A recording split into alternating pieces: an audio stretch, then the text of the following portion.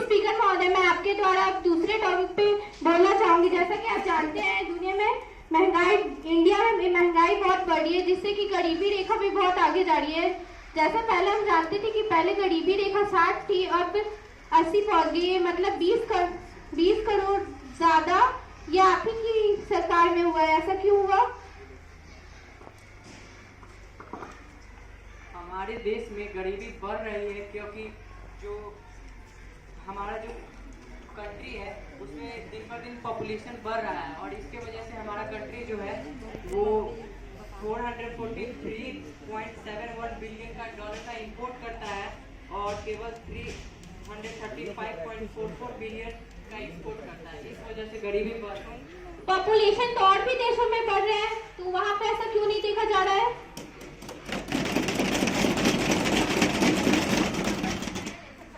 जैसे चाइना। आप अपनी रिपोर्ट को एक बार और देखें, और ये बस हमारी ही रिपोर्ट नहीं, आप ही के द्वारा बनाई गई रिपोर्ट है। आपकी रिपोर्ट गलत है, सरकार हमारी है, हमें इसके बारे में जानकारी ज्यादा है। आपकी सरकारें तो हम जनता है।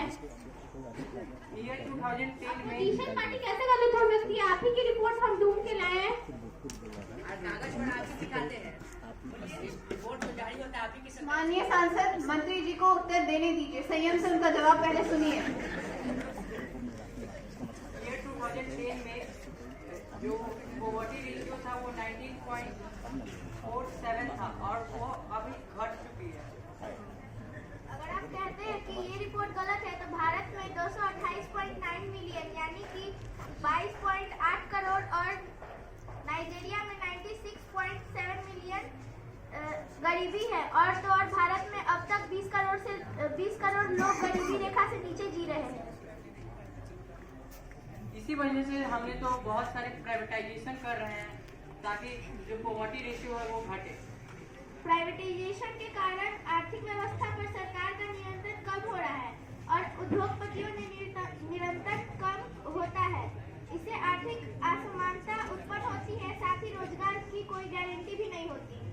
हमने एम्प्लॉयमेंट को बढ़ाने के लिए बहुत सारे स्कीम्स चलाए हैं, जैसे नरेगा और इत्यादि, जिससे एम्प्लॉयमेंट हमारे देश में बढ़ा है। लेकिन अभी कई व्यक्ति अनएम्प्लॉयमेंट के कारण अपने जान गंवा रहे हैं। आप कैसे कर सकते हैं कि कई व्यक्ति अभी अपने अनएम्प्लॉयमेंट की वजह से जान गंवा रहे हैं? शायद आप न्यूज नहीं देखा करते हैं। हम तो न्यूज देखते हैं, शायद आपको यह मालूम नहीं कि अभी के जो लोग हैं उनमें 28.26% से बढ़ोतरी हुई है। लोगों को एम्प्लॉयमेंट दिया गया है पिछले कुछ दिनों में।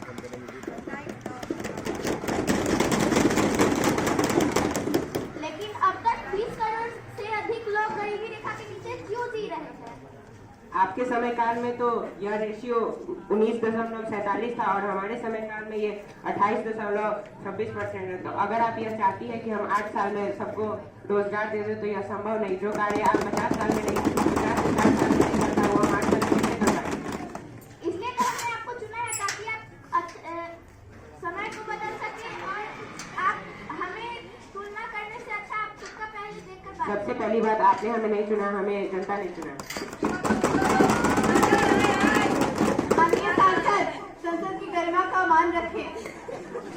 आप बार बार हमारी गलतियां क्यों निकाल रही है? जनता ने आपको क्यों चुना है? आप तो सही कर सकते हैं ना। जनता ने हमें चुना है, तो इसलिए हम प्राइवेटाइजेशन कर रहे हैं ताकि प्राइवेटाइजेशन से कुछ नहीं हो रहा है, बस महंगाई बढ़ रही है। आपके पास ऐसा कोई रिपोर्ट है? हमारी रिपोर्ट के हिसाब से तो सबको एम्प्लॉयमेंट मिल रहा है, प्राइवेटाइजेशन से लोगों को एम्प्लॉयमेंट मिलेगा।